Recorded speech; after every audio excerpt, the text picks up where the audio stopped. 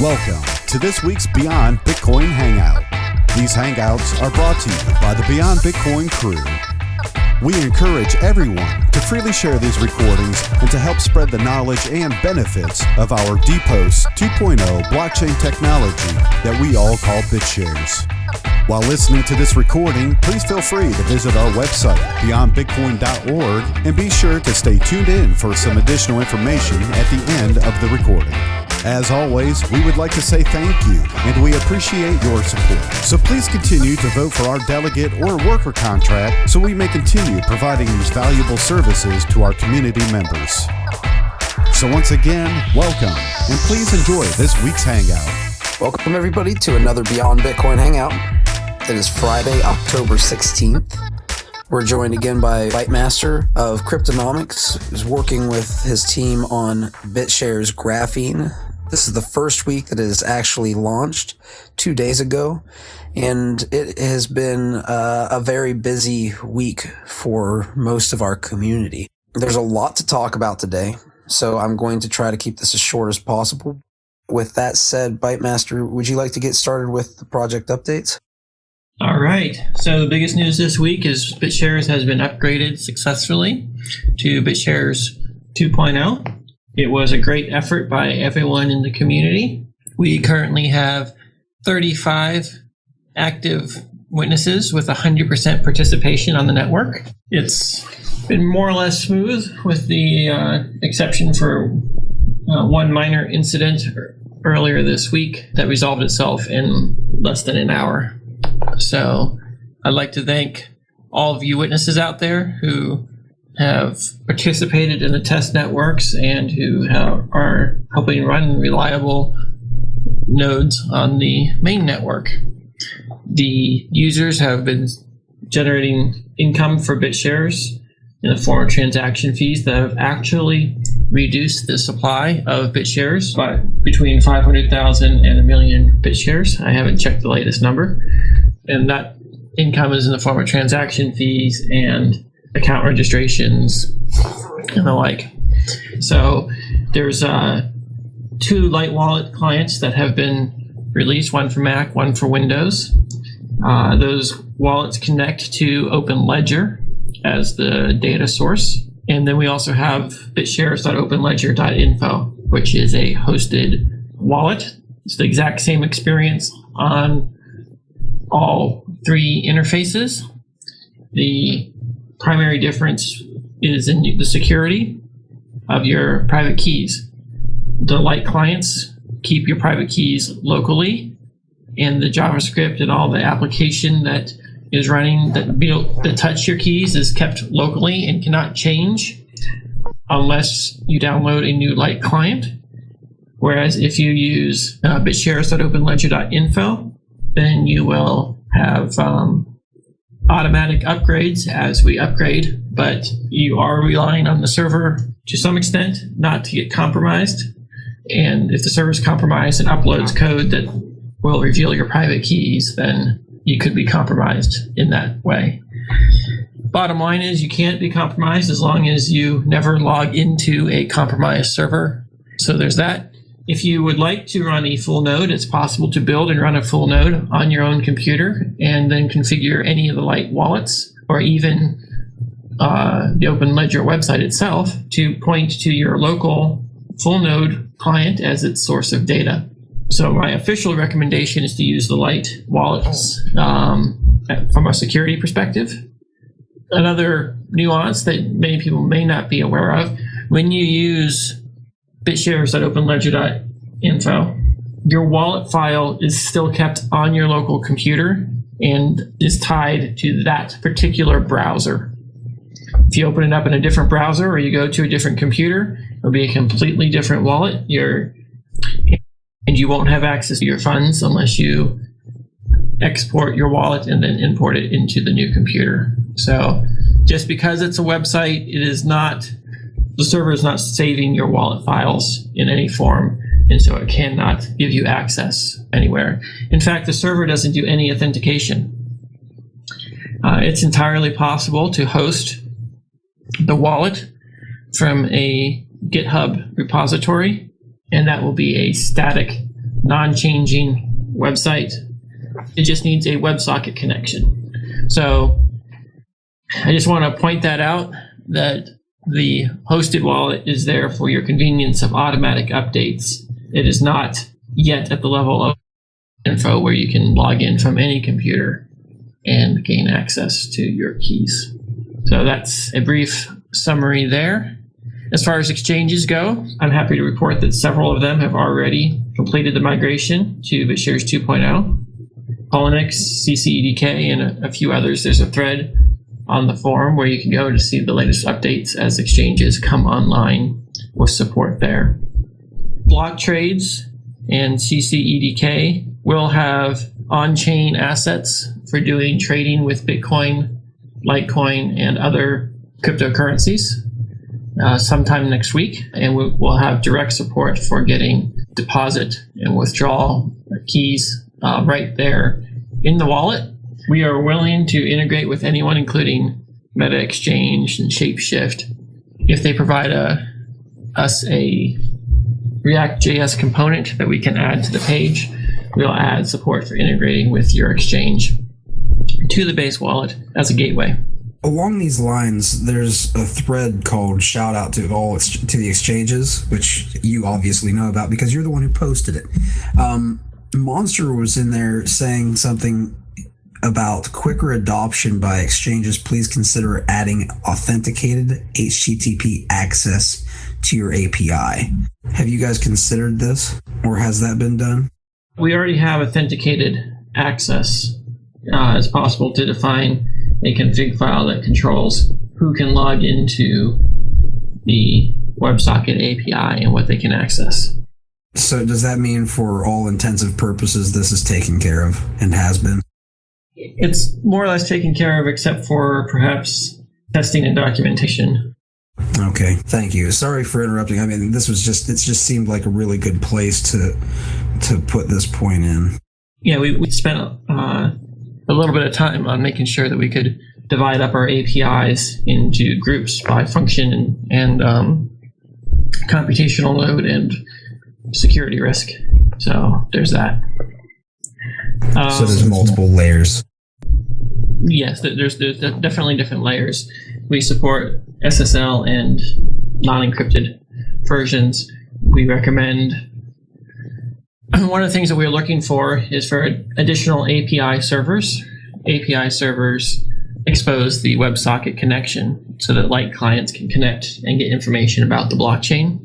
OpenLedger is just one API server. We'd like to diversify that.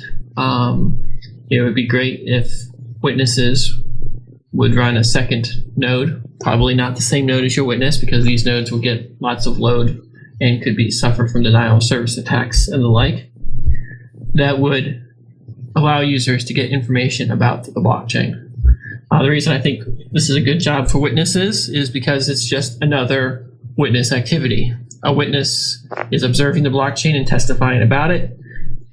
They testify by signing the transactions, and they testify by serving up chain state. Anyone who runs one of these, we will need a domain name with HTTPS certificate so that we can add it to the list of available WebSocket connections in the client.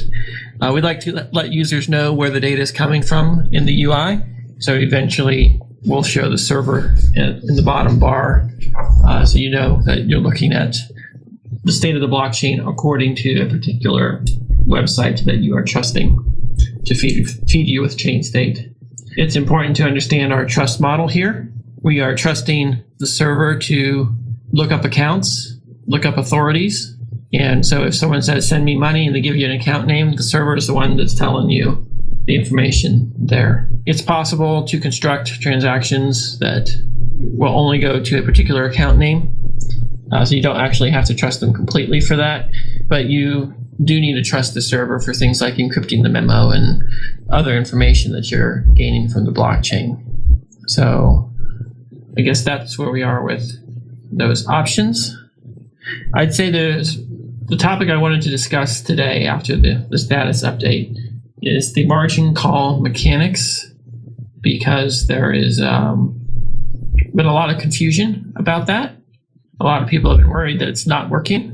It is working. It's working exactly as it was designed. But I think it's something that would be good for everyone here to understand and hopefully be able to explain to others more accurately, as well as to understand the reasons behind the design that we have. So I've posted a link earlier on in this chat log. I'll post it again for everyone who's here now with a whiteboard drawing I drew, and I'd like to talk to that. Real quick before you do, for anybody who's listening, this thread is called Margin Call Explanation and Beware of Illiquid Markets with Low Margin. So this is what you will look up or some small phrase from within there to find this thread on the forums. I'm looking at this diagram now, and if you'd imagine you've got your order book, you got your bids and your asks, and right, you got your V-shaped depth chart. Right in the middle is the settlement or the feed. Right? For the purposes of this discussion, we're just going to assume the settlement or feed price is also right in the middle of the spread of the market. That's the basic simple market, bids and asks. The market's setting a price. Now, with each account is able to borrow the asset provided they post sufficient collateral. And they can add and remove to their debt or collateral at any time. The debt to collateral ratio, so if you have $100 backed by 1 million BitShares, that defines the swan price, or the point at which the collateral exactly equals the value of the debt. Anytime the market moves beyond that, we would have a black swan event, and all orders would be forced to be settled. Because there's not enough collateral backing it. Correct. So the swan price is sort of the threshold price, and every single account has a unique margin position and a unique swan price for that account. The swan price for the entire network is the account with the least collateral backing their debt.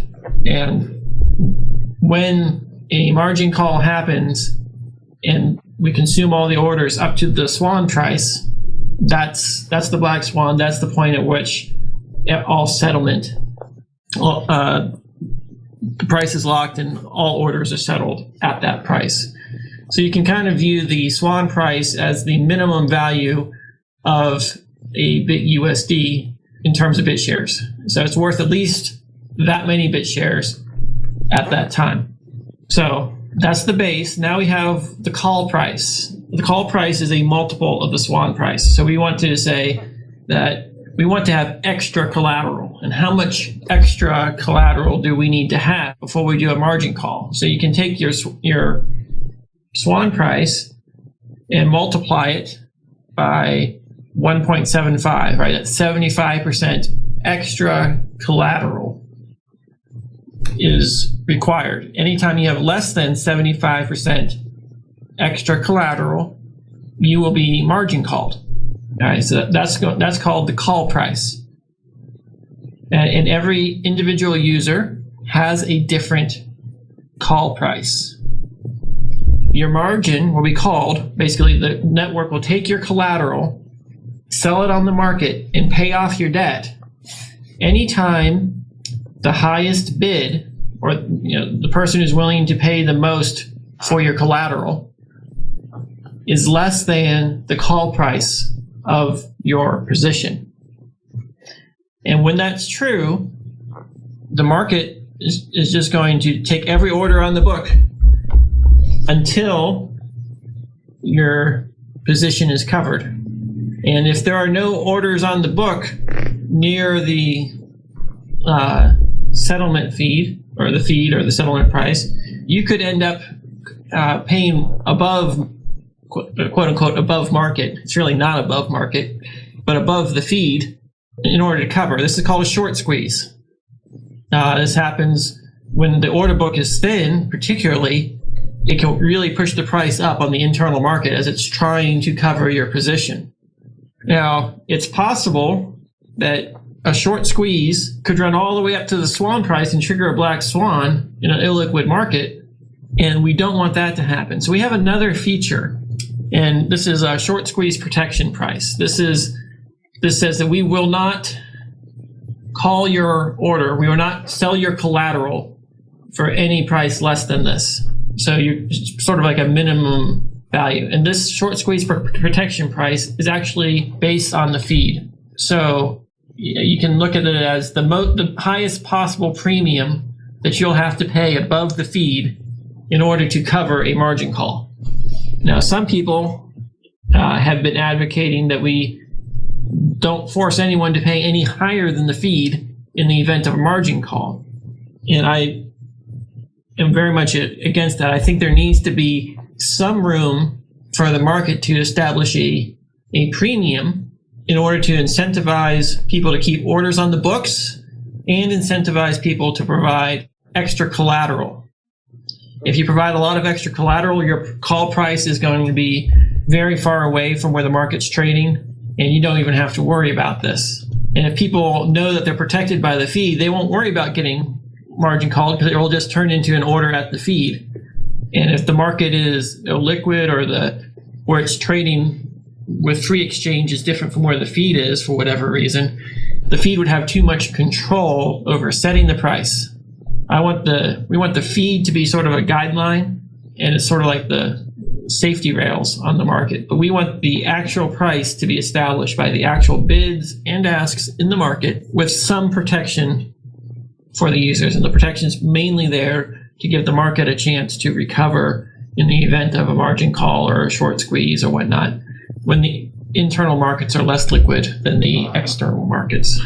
Do you think this premium kind of gives a buffer, an extra buffer? Yes, this premium is sort of a dynamic fee that you end up paying as a result of getting margin called. If you got margin called and the network said, well, you don't have to, we're not actually going to margin call you if there's no bids at the feed price, then you could end up walking all the way down to a swan and no one got margin called. Because all the bids were not high enough, and so they would never have filled. So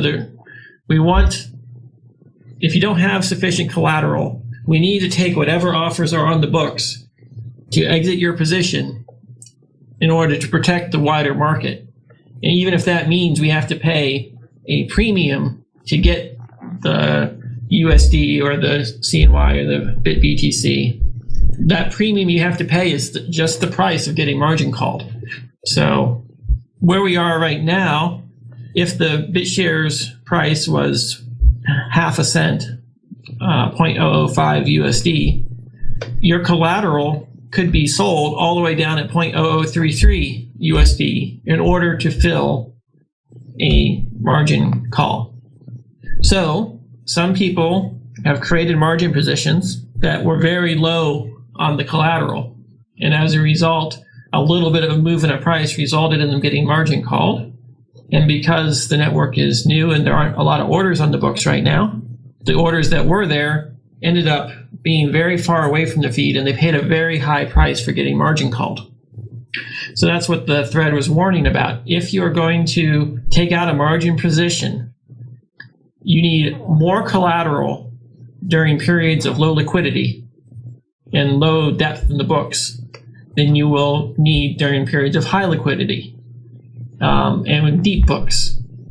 So just because the network will allow you to go to just 75% extra collateral, right? So if you take 76% collateral and the price moves against you a bit, you're going to be margin called and you're going to lose money because you're forced to buy back in an illiquid market. So everyone who was migrated from BitShares 1 to BitShares 2 should have had ample collateral because we had a 300% requirement in BitShares 1. So you're only at risk of being margin called in this market is if you take some of that collateral off of your position. It sounds like people can kind of choose to a degree how much collateral is going to be backing them. Is that correct, first off? Each individual can choose their debt to collateral ratio, which will directly impact the price at which they will be called. Which means if you want to guarantee that you'll never be called, or that you have the least likelihood of being called, you should put all of your BitShares as collateral for all of your USD. That will make sure that you have the least likelihood of getting called. If you want to, so if you have $100 and you got 20 million BitShares backing it, your call price is going to be so far away from any feed and all the market orders that you're never going to get called, unless, of course, BitShares dies and is worthless. So, just a warning out there to everyone that while the markets are illiquid, have ample collateral, or you will lose money by being called. And this is important. I didn't want to interrupt you, but for those who are kind of curious about what a margin call is, here's a quick dictionary.com entry. A demand by a broker that an investor deposit further cash or securities to cover possible losses. So when he's talking about margin calling, that's basically the idea of it. In normal markets, they call you and say you've got 24 hours to increase your collateral, or we're going to close your position. In BitShares, you get no notice, your position just gets closed. So it's up to each individual user to make sure that their collateral and that they monitor the market and set up automated scripts to warn them if their margin's getting low. So you can view a margin call in BitShares as time's up, we're selling your collateral. Do you think it'd be useful to have some sort of email reminder or something built in, maybe as a little extra feature in the future? That would require tying the email address to particular accounts and server setup. I think that's something that some wallet providers could certainly do to differentiate themselves and win customers. If you brought over some USD from BitShares 1, how much collateral do you have by default? If you have USD, then you're not in a margin position. You just have USD. So there's no your USD is not at risk. It's only the people who had leverage who basically went short in BitShares 1. This is why I'm a bit confused, because first of all, the symbol changed, because in 1 it was called BitUSD, and now I guess it's just called USD. Is that correct? First question. That is correct. Technically in BitShares 1 it was also just called USD, and in the user interface we put a bit in front of it to let users know what was going on. Right now we're just showing the symbol as it exists on the blockchain, and as it has always existed on the blockchain. Yeah, very good. Okay, so that's the first thing. But I was under the impression that in order to buy the BitUSD, that you had to have it's basically a margin or a call type option, anyways, because you have to back it with BTS in order to get it. So when it's transferred over, is there no backing for it anymore? It's just I guess I'm just a little bit fuzzy on it. The backing is still there. Everyone who had an open margin position in BitShares 1 has a special account. You can see them on the blockchain as USD collateral holder 1 through N. Those are the accounts for all the people that have open positions that have a debt and collateral backing it. So all USD is still backed by ample collateral. Right. That's my question is how much collateral is that for now that it's transferred over? And is there, and you mentioned there's no risk for it being called or anything, but I guess I don't understand why that would be the case. If there's a collateral backing for those accounts, you would think that for those positions, you would think that there would be a way to understand that, and it would fluctuate as the value changes or the liquidity changes in the market. I didn't say there was no risk. I said there was low risk. Only because it's 3x collateral is what it was created at. You'd have to look at the individual accounts to see what the risk of them being called is. We're working on adding additional tables in the market page to show all of these positions sorted by the one with the highest swan price or the highest call price, and then moving down. So it's back as strongly under BitShares 2 as it was under BitShares 1, up until someone who has leverage in BitShares 1 imports their account and adjusts their margin position to remove some of their collateral. At that point, they're under the new rules, and they could have as low as 175% collateral. But of course, as I advised earlier, I do not recommend people that migrated their account over to reduce their collateral backing their position until the market has more bids and asks in it, because if you do get margin called, and you're more likely to if you reduce your collateral, you will pay a price. So if you hold USD, you're fine. There's someone out there who has to buy it back from you at some point in the future in order to get their collateral, and so it continues to have its value.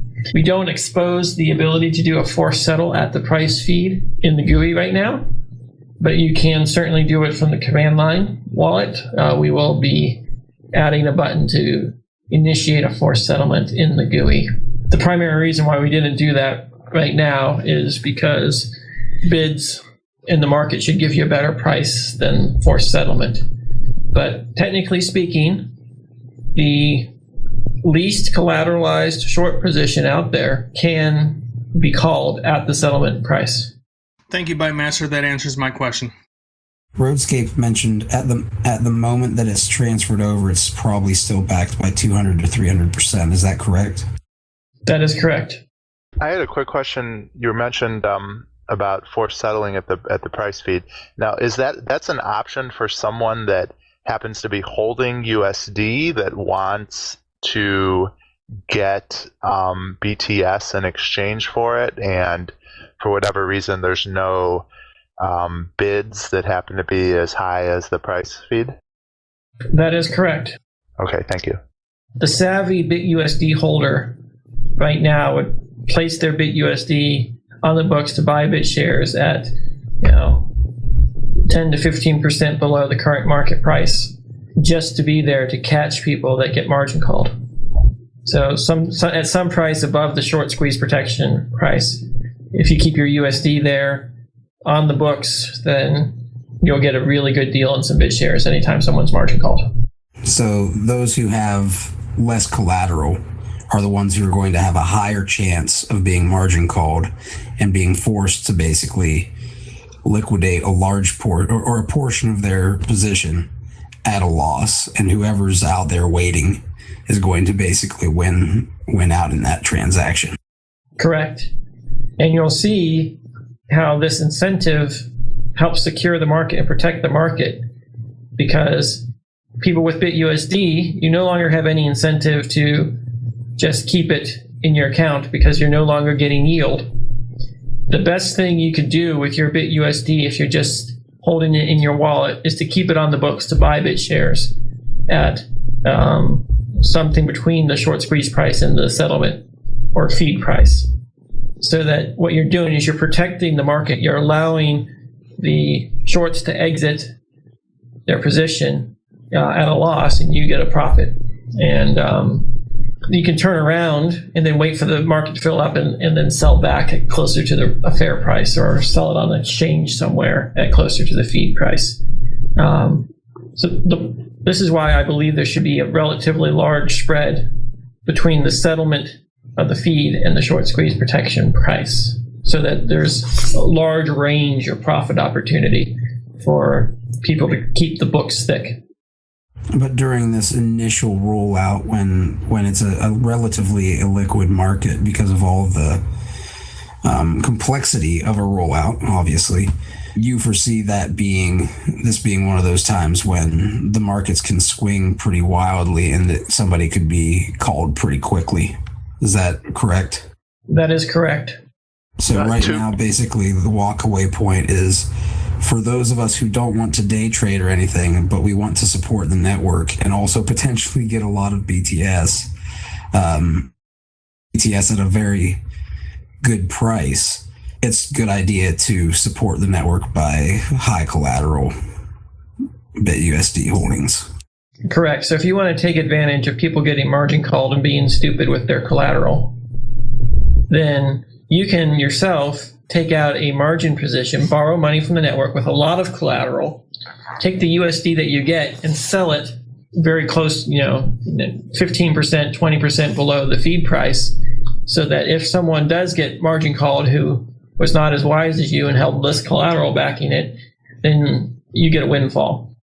So first off, just wanted to plug this. Bytemaster just called all of you guys very wise, so keep that in mind.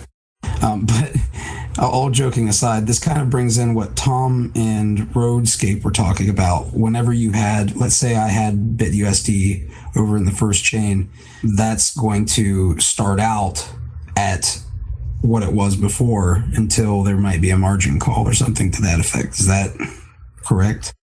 Yeah, your USD is still pegged, it's still backed by things, and it's still redeemable. It's actually more redeemable now than at any other time at the price feed. So your USD is fully redeemable at the price feed at all times. So the only difference now compared to last week is that your BitUSD is not earning you interest.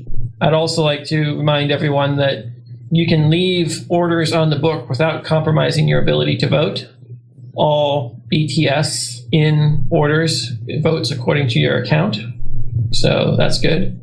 I'd also highly recommend anyone who's migrated their funds to either vote for a lot of witnesses. We got 35 of them out there, or nominate a proxy who will vote for them. It's really easy in the user interface to just name the account you want to be the proxy and be done with it.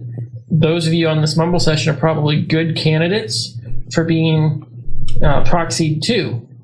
So you come here every week, you get status updates, you can be informed about who's the good witnesses or things that need to happen.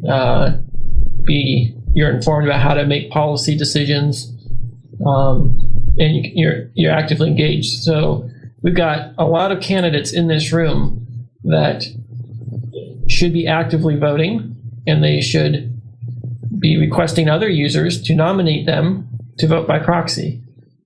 Right now, the network is relatively centralized because of an account that I control is getting a lot of proxy votes right now.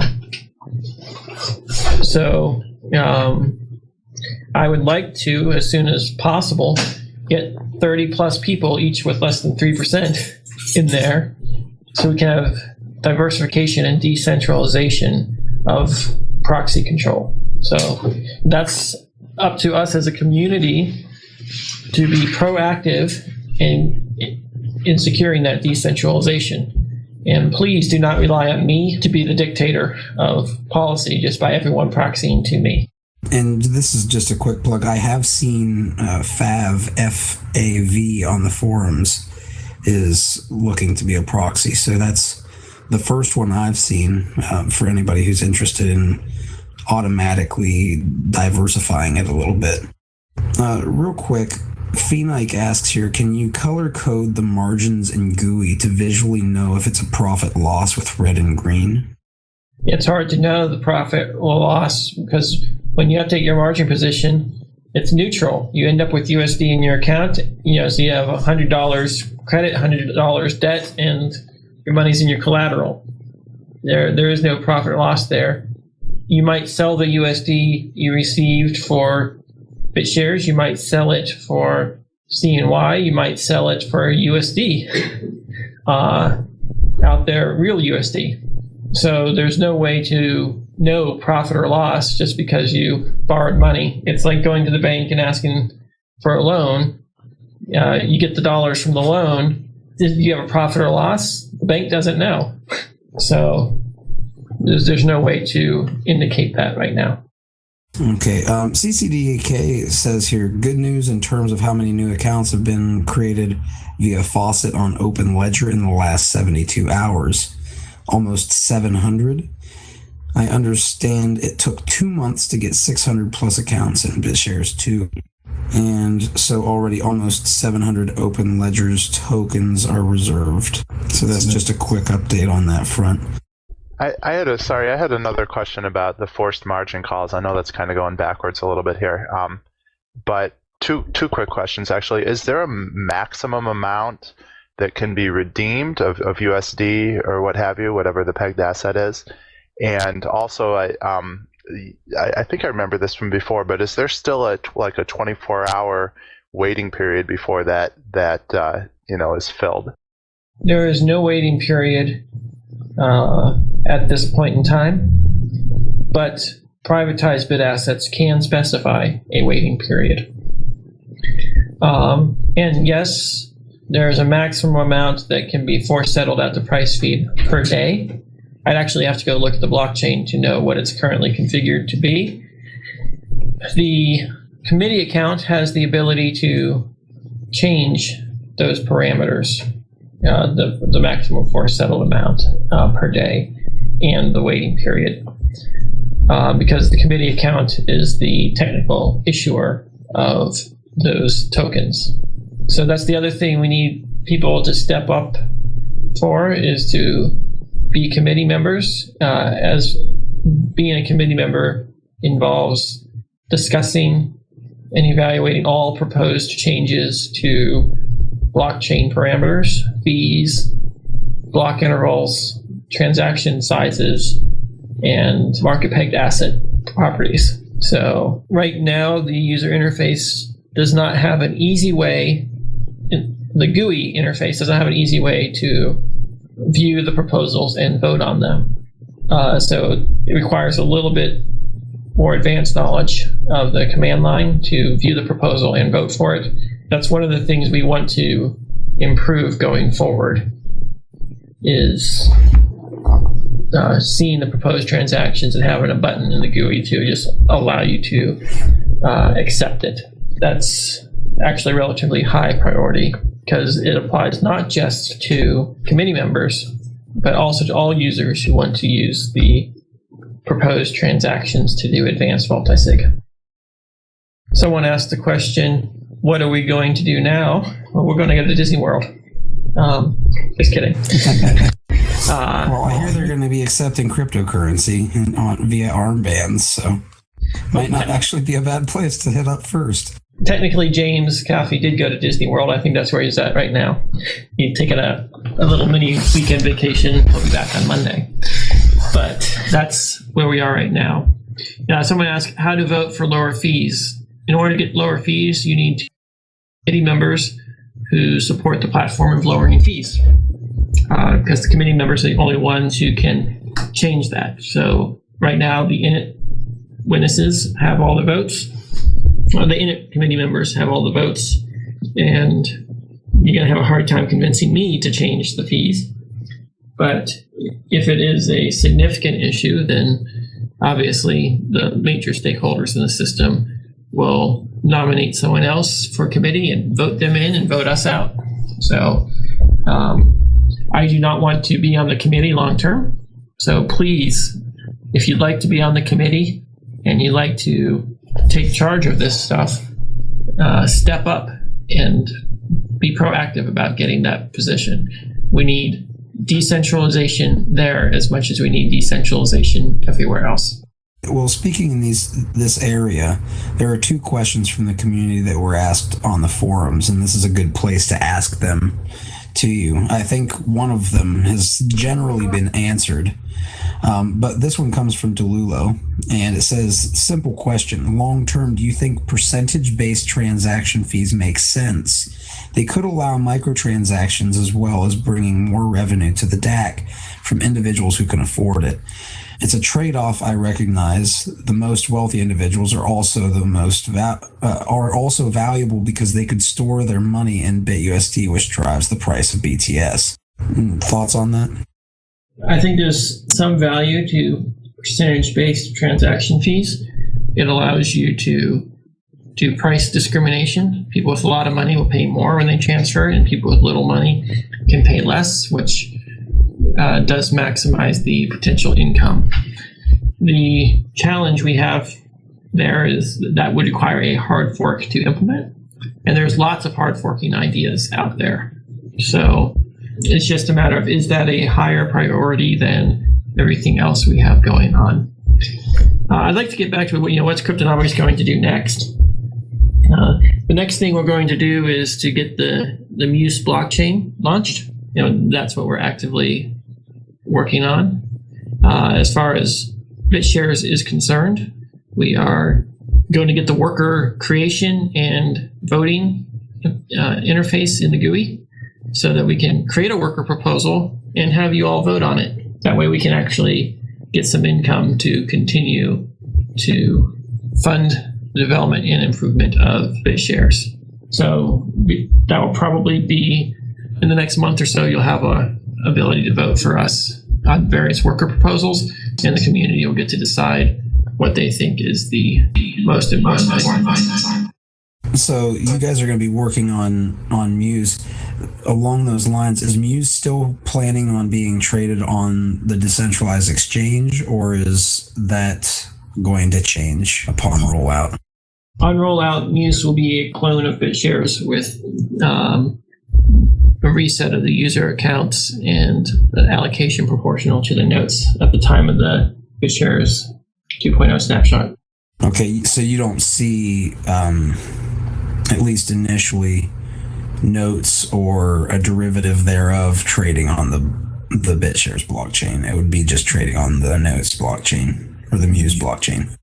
I would expect that people like block trades, OpenLedger, and possibly other exchanges will provide a gateway between notes and BitShares so that BitShares can trade on the notes platform and notes can trade on the BitShares platform. Just real quick, back to the referral system, because there are a couple. This question has been asked and it's kind of been talked about a little bit in the community behind the scenes.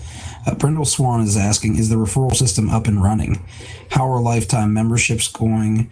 CCEDK gave a little idea on their front for that. Is the referral fee split with CCEDK up and running? And who gets all the transaction fees? It's a bunch of questions, but I can go through them one at a time if you want. Sure. The referral system is up and running on the blockchain. All accounts are registered by a lifetime member. So if you want to upgrade your account, you can do so. If you've registered your account through OpenLedger, then you'll see that OpenLedger is the referrer, and there is no affiliate program right now, so OpenLedger gets 100% of the referral income. We've got a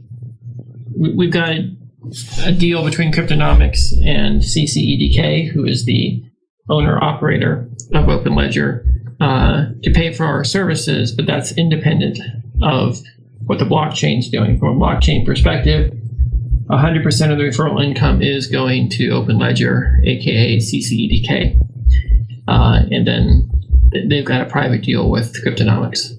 So that's where we are on that. I have not gathered statistics on how many lifetime or annual subscriptions have been made. It's really easy to become a annual or lifetime member right in your account. You go to the membership section, and it lays out everything very clearly for you. What do you need to do to be able to start getting income yourself to set up to get the fees when somebody becomes a lifetime member? We are working to add the referral tracking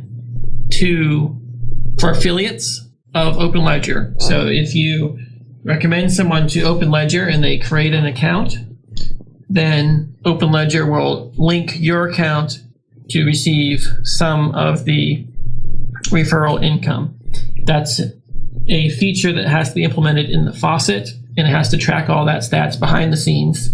The other thing we're going to be adding to the faucet is the ability to put in a referral code, so that when someone goes to create an account, if they put in your referral code, then you will get the referral credit for it. If they don't put in a referral code, then it's going to rely on the automatic tracking system of referral links and session data and things like that in the user's browser. But unfortunately, we're not able to get all of the server-side infrastructure in place in time. I'd like to take some time real quick here at the end to just get some feedback from y'all. What's your impression of how the upgrade went? What do you think about the user interface? And do you think it is a step up from BitShares 1.0? the main thing I want to get feedback on is, did we go forward or backward with this upgrade in terms of user experience? Before we get to that question, Bytemaster, could we finish up on the referral thing? I know Fave was very intent on pushing forward with a pretty dramatic blast into the BitShares market space with referrals, and he was disappointed because that didn't happen. And I'm curious too, you mentioned referral codes. Are these going to require hard forks, and what's it going to take to get individual referral codes implemented in the system? Because that's a big deal for incentives. Everything on the blockchain is done. Everything in the wallet is done for the referral system. All that's required is for you to set up a server like OpenLedger did and register accounts for users, and then host a wallet. So right now it's a little bit more work to get into it because you have to host your own wallet like OpenLedger's doing. It's just a final step to make it a person who doesn't want to host a server to be an affiliate to someone who is hosting a server. That's the last piece. And so the blockchain, no hard forks are required. You can get referral income today. The blockchain has all the incentives built in. It's all there. In terms of setting up your own server, I guess, and the only piece of the puzzle that remains to be done to accomplish that is the documentation in order to do that. When do you anticipate getting that completed? We're actively working on documentation on how to set this type of thing up. So it'll be out sometime within the next month. Is this Xerox documentation or is that different? This is Valentin's documentation on how he set up the server. When it's done, where will that be found? Do you know yet? We'll publish it. We'll probably have a thread on the forum, and then we'll publish it in the docs section of the wiki. Thank you. I'm sorry, guys. I'm not trying to interrupt. Another option still is doing a deal with Cryptonomex to handle the technical heavy lifting. Yes, if you'd like us to provide the heavy lifting of setting up a server for you with your wallet to register accounts, basically a clone of OpenLedger, then you can contact us and we'll set it up and we'll work out a deal with you for a split of the fees. Thank you. 38 PTS Warrior asks, are the old referral links to the faucet working at the moment? I don't know. I'll have to check with Valentin. Got you. Well, it sounds like there's still a lot that's, well, maybe not a lot, but there's a decent bit that you guys are still working out in terms of some of the aspects of the affiliate system. Bytemaster was asking earlier for feedback on how everyone thought the rollout went, and I remember seeing the biggest concern as far as constructive criticism and tests had a question here up in the sidebar. Bytemaster, we have a lot of spam accounts created for the last 2 days. Please explain what we will do with it. What about the basic members' expiration? As I see, the basic account should be expired at some point. So could you maybe just briefly talk about the issue that happened with the account creation spamming at the beginning? We initially set the fee to 5 BTS. There was a bug in the fee calculation. We had some code in it to automatically scale the fees if there was a flood and that there was an issue there that scaled it down instead of up. We worked around that. We had a proposal that the committee members approved to increase the fees and to disable the scaling. All that was done without any hard work required whatsoever, and we took care of that. So the fees for account creation have been raised to 95 BitShares, but of course, in order to create an account, you have to be a lifetime member. So it's really just 20% of that. So about 20 BTS is the cost of creating an account now. Since we increased the fees, the spam has decreased, and it wasn't really that bad spam. It was about one or two, one registration per block at most. So I'm not too concerned about that. They generated some fees for the network. They're obviously investing in the network on names, and they're going to go out there and start to promote and sell those names. So whoever you are that's doing that, congratulations on taking advantage of a discount. But I think we've resolved that. The Philly guy says here, I think spam accounts were only around 3K, which is not too bad. And that he was impressed by the responsiveness of the community and mind flux to get a new committee member on board and get the change implemented. So it seems like everything was dealt with pretty quickly. I'd say we've tested a lot of features on the live network since it went launched. We've done proposals, we voted in committee members. Things are working. We've reacted to things. It's been great. I've been really pleased. I'd like to get less questions and more feedback from how you all think the interface went. Is it an improvement? What do you like the most about what we've done? It's really easy to get focused on all the things that remain to be done, but let's take a moment and talk about all the things that people are really pleased by. Well, I know from what I've been watching, I haven't seen anybody say that the GUI interface is worse than the experience in BitShares 1.0. Everybody I've seen has been loving it, or at least saying that it's a world of difference between the earlier interface. I haven't gotten to actually dig into it as much as I'd like to, but I'm kind of interested also. What do you guys think? Has anybody had a chance to really dig into it and play around a lot? It's definitely an improvement over the first version. I haven't been able to test it as much as I'd like to, but I'm stuck on doing command line stuff right now. I can't say that setting up witness node is far simpler and smoother. When it came time to the live network, it just went right up. I've been doing some of that stuff, but everything seems to be much smoother. I like the exchange interface. I like that you can click on the graph price, and built-in block explorer is awesome, and overall just nicer interface. So I think it's a great start for 2.0. Lil J says the look. It also works on a small smartphone. Yesterday I showed it to a few people, and colors are nice, really fast, wonderful. So you showed it to some people, 38, and they loved it? Is that what you said? Yeah, I was in the coffee shop, and I was amazed by myself to use it.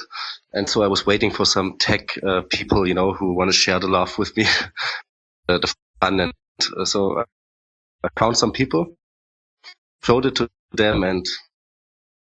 So you were out hunting techies to show it to?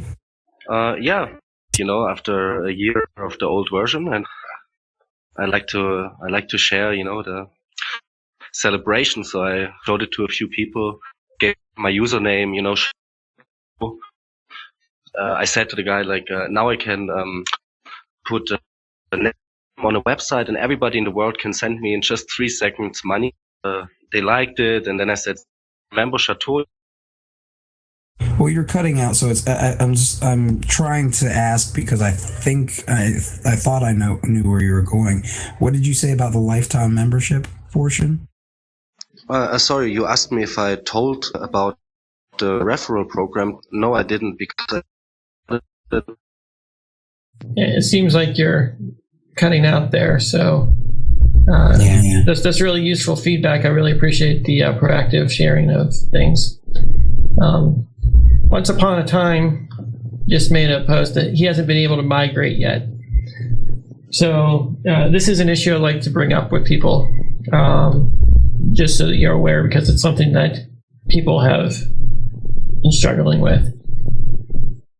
Wallet has lots of keys, and the biggest reason why your old wallet would have lots of keys is if you did a lot of market operations and trading, if you're an exchange that had lots of deposits, or if you were trying to recover funds at one point and said generate keys, and you gave it an obscenely large number, like 100,000 or something. When you import those keys into the JavaScript wallet, it has to query the blockchain to find out, are there any accounts for each and every one of those keys? Are there any balances for each and every one of those keys?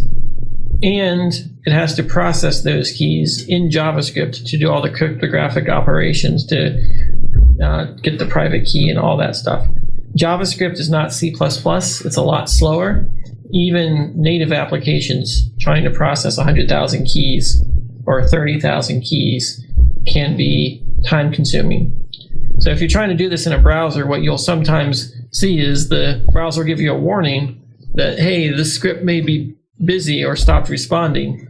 The browser basically thinks the page went into an infinite loop, when in reality, it's sitting there chugging through all of your keys, and the server is being pinged constantly for querying on all those keys, trying to find your accounts. If you're in that particular situation, I recommend using the command line wallet. It's a lot more efficient at handling that process. There is instructions on how to do that linked directly from the release page. And if you're still having trouble getting your funds, there are some other things that we can do to filter down the keys that you have to import to just the ones that were actually in use in BitShares versus all the keys that existed in your old wallet. So go to the forum. People will be able to help you. Your funds are there. It's just a matter of the browser chugging through it and taking a long time to get through things. I apologize for the confusion on the migration. I encourage everyone to try it from a new user's perspective. It's very easy to create an account. You just enter your name and password twice. You've got an account. You're up and running. We spent a little bit less time on the migration of existing users, and it's a slightly more difficult problem to migrate existing users. So I apologize for the rough edges around the migration process, and hope that you can try to look at the upgrade from the perspective of new users and post-migration experience. Apologize for that. I haven't upgraded yet because I'm running Windows, and the 0.93 C GUI export doesn't work, and the command line doesn't seem to be creating any files for me either. Will there be any final updates to 0.93 to fix the GUI to make it easy to export, or do I just need to go through the instructions more clearly and do the export from the command line? I've asked Dan and Eric to build a new version that has the proper version of the GUI code. So yes, there will probably be one last update that makes it work from the menu. It does work from the file menu in the Mac version, but for some reason the Windows build didn't get that change incorporated. If you use it on the console in the Windows GUI, it should work if you specify the path right for Windows and you know where to look. Go to the forum. People will be able to help you export it. I'm gathering there are Windows users in this Mumble session who have successfully exported. Yes, Cube just reports that it works. So it is possible to do from what's out there right now, but we will be having another release that makes it a little bit easier. Out of curiosity, Bytemaster, along these lines, if there were, I've been talking a whole lot about the DKP, Brownie, all that good stuff, right? And the value of maybe being able to pay some people to help with various tasks that are pretty important, especially during something like the rollout. Now, I notice a lot of people were helping people free of charge, which is amazing, first off. Thank you to all of you. It wouldn't be possible what we're doing today without all the volunteers that have joined up in the cause. However, with that said, would you be opposed to the idea of having maybe somebody who kind of sticks around in Mumble or in one of these other areas that our community has for talking to kind of help people through these processes for various operating systems and kind of like help move them through as almost like a tech support? Well, Fuzzy, I talked to you a little bit about this earlier. I am going to send you a lot of brownies so that you can distribute brownies for all the people that are helping in this way. So if you see someone helping, feel free to distribute those brownies. And I'll make sure you have a big stash to hand out. Really appreciate everything you're doing here with this Mumble session, and I would like to support a movement for you to be a committee member. That is a position that I think you have earned, and I also think that you should be a proxy, Fuzzy. So please let us know if you're willing to take on those types of responsibilities, because I think your value and contribution to this community is invaluable. You have single-handedly gotten all of us to talk and communicate and open up the lines of communication, and that is our biggest weakness, and you've stepped in there and made a significant improvement there. So I really want to voice my support of Fuzzy for proxy and Fuzzy for committee member. Well, I appreciate that. I have to say one thing. It wasn't single-handedly, however. Our community is full of amazing people. That's, we really have to admit that, because we wouldn't be as big as we are today without you guys, all of you, right? So I do appreciate it, and I appreciate that you guys recognize the things that I do, but I definitely I cannot take all the credit, because we got some really amazing people working for Beyond Bitcoin team too. And they do it for, I would argue, pretty low wages. So they're doing it because they're passionate about it, that's for sure. On that note, I would like to let everyone know that I'm interviewing with Adam from Let's Talk Bitcoin, so be on the lookout for that. Awesome. Any update on Stan's conference experience? Ooh, good question. Stan where was he? He was in Asia, right? He's been in Asia along with Cass and a few others of the community. I have not talked with him since he's been there. Gotten a few emails here and there. So I'm sure I'll get the rundown when he gets back here next week. I might be able to provide some information next week about how that went. Bytemaster, do you have any conferences on the near horizon that you're planning on attending? I don't have any conferences scheduled for me. I am doing some travel for other business-related things, but no conferences for me. Stan, Max Wright, and a few others are doing the conference thing for us, and they're going to be in Dublin at a big conference on the 3rd of November. So that's the next big event. It's not a Bitcoin conference. It's a broader conference with more industries and bigger investors. So, is it a fintech conference? Yeah, I forget the name of the conference, but yes, it is fintech related, I believe. Yeah, that's a great hashtag to use, by the way, if you guys are ever promoting BitShares. Fintech really kind of gets all the people who are nerdy about transactions into the BitShares arena, looking around. Let's see here. Oh, and one other thing, Bytemaster, there in Genesis, I just wanted to remind you, was reaching out to you, yourself and Stan. I CC'd you, all three of you, because there is a conference that he would like you guys to speak at. And there's going to be some big names there. Vitalik's going to go.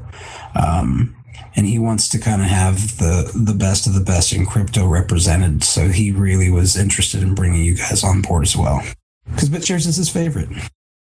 But with that said, Bytemaster, is there anything that you have that's really important that we haven't covered, or do you feel pretty comfortable at this juncture? I'm feeling pretty good. I thank the whole community for getting us to where we are today. This is just the first step toward continued improvement of BitShares. This is not the end. This is us upgrading BitShares as soon as we felt we had a product that was better than what we had before. And so now everyone can enjoy the latest BitShares 2 while we continue to enhance the experience and the feature set of BitShares. So I hope you all enjoy the update, and let's keep on pushing. Let's take this thing as far as we can.